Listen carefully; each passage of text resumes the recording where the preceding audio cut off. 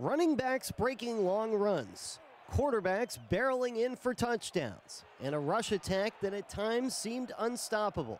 Yes, that generally describes Georgia Tech, but on Thursday, the description fit Virginia Tech, who outrushed the Yellow Jackets 267 yards to 243. We feel like we can run that ball too, and we got some guys that can carry it, but that's a good stat to have. Outrush Georgia Tech, promise you.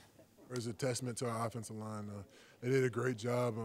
270 yards of rushing, and we outrushed Georgia Tech, which doesn't happen much. And I think that's all on the backs of the guys up front. They pushed the guys out of the way, and David, Jo, and I found the holes. Came out to practice the first day to start this week off, and the coach said, in order to beat Georgia Tech, we're going to have to run the ball. And being a running back, that's something I always want to hear. And he told me, he said they're going to try to stop it, but we're going to keep running it. We came out the first series, they kind of shut it down, and we stuck with it, and we pulled together and we started moving the ball.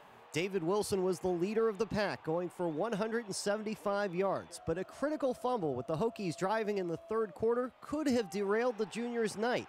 But Frank Beamer's staff didn't lose faith in Wilson, and he rewarded that faith by helping to put the game away. He runs with great effort every single play, and that one I think he really kind of relaxed a little bit.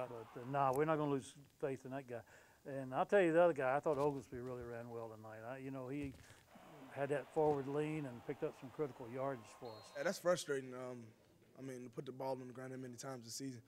But I'm also having a great season, so I really can't complain. And just something I got to work on and get better at, because in critical positions, that's going to end up hurting my team, and that's something I don't want to have on my shoulders. Logan Thomas also ran the ball effectively, going for 70 yards and then throwing it for another 209. It's a continuation of the week-by-week growth of this sensational sophomore. It's just pretty remarkable, the path he's been on, coming in, not really expecting to play quarterback. But he was a guy, and he took upon that leadership role, and each and every game he's progressed. And it's been a real pleasure to be a part of that. He's a load, and he's a hard guy to bring down. He's, I think he gets a little bit better all the time. I like to, instead of throwing the ball, he pulled it down a couple times and made a couple plays. And I think he sees the field better each and every week and feels things. And he's a great leader for us. I'm proud of the guys and proud of the offense. We're all a bunch of fighters, and we never give up. The Hokies still have to get past North Carolina and Virginia, but they appear to be on a collision course for a rematch against the Clemson Tigers in the ACC title game. Remember, it was the Tigers that handed the Hokies their only loss this season. In Atlanta, Paul Boron for CST Tonight.